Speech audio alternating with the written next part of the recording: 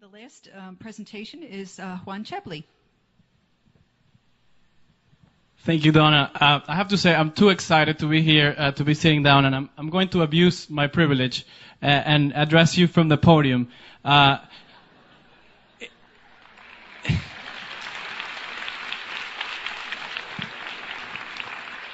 mean, it is the GA hall after all, right? But I have to say that being here is truly humbling. When I look at the art in these walls, it's really a reflection of the work that we do here. Very abstract, with all kinds of different interpretations. But we can also say that it's also a beacon for humanity in terms of human rights, development, and peace. So it is an honor to be here. I have to thank UNA for the work that you do. It's amazing to share with people that make of this abstract work a reality, a day-to-day reality.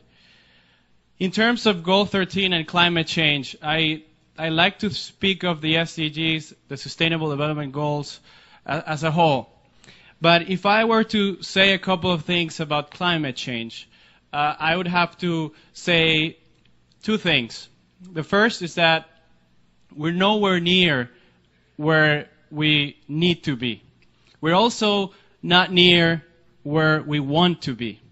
And that's very important to clarify. The second is that these commitments that governments record-breaking deal in Paris, the contributions that they have committed to will never become a reality unless we start to put our money where our mouth is. As a society, it's not about singling out anybody. I think that we live in troubling times, and I think that playing the blame game is not going to get us anywhere. I think that the only approach that we can take that will take us to achieving the Sustainable Development Goals and the Paris Agreement will be one that is out of compassion and love for our neighbor.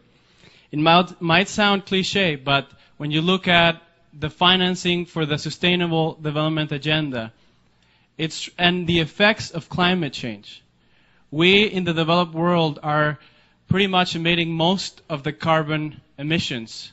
Yet it is the most vulnerable populations, the poorest of the poor, that suffer the greatest effects of our actions. So it's a big challenge, for sure. But I am an optimistic person, and I don't believe in pessimism. So I think it is possible. I think we need to know what needs to happen. When we look at the Green Climate Fund, for example, $10 billion out of the pledge to deposit $100 billion every year until 2020 for over 10 years in the hopes of reaching $1 trillion to address climate action. We're very far from where we need to be. The emissions gap report by the UN Environment Program, UN Environment, is showing a stark reality. We are nowhere near where we want to be, and definitely farther away from where we need to be. Now, there is something that we can do. And I know that this might sound cliche, and when you hear we're all in this together, well, guess what? We are. We are all in this together. We are part of the problem, and therefore we're also part of the solution. We can start making a change every day. Download the 2020 or Bust app on your phone right now. I did it. It helped me reduce my carbon emissions by more than half. I switched to renewable energy. I changed all of the bulbs in my house to LED. And I'm saving a lot of money. Believe me, it's a great idea. It's not only the right thing to do, but also the smart thing to do. And when the change starts within us, I think then we can then bring that enthusiasm, that change towards our neighbors. And therefore, eventually, we can finally have our politicians, our leaders, commit in the form of tangible financial contributions. We have the Sustainable Development Goals. We have the Paris Agreement.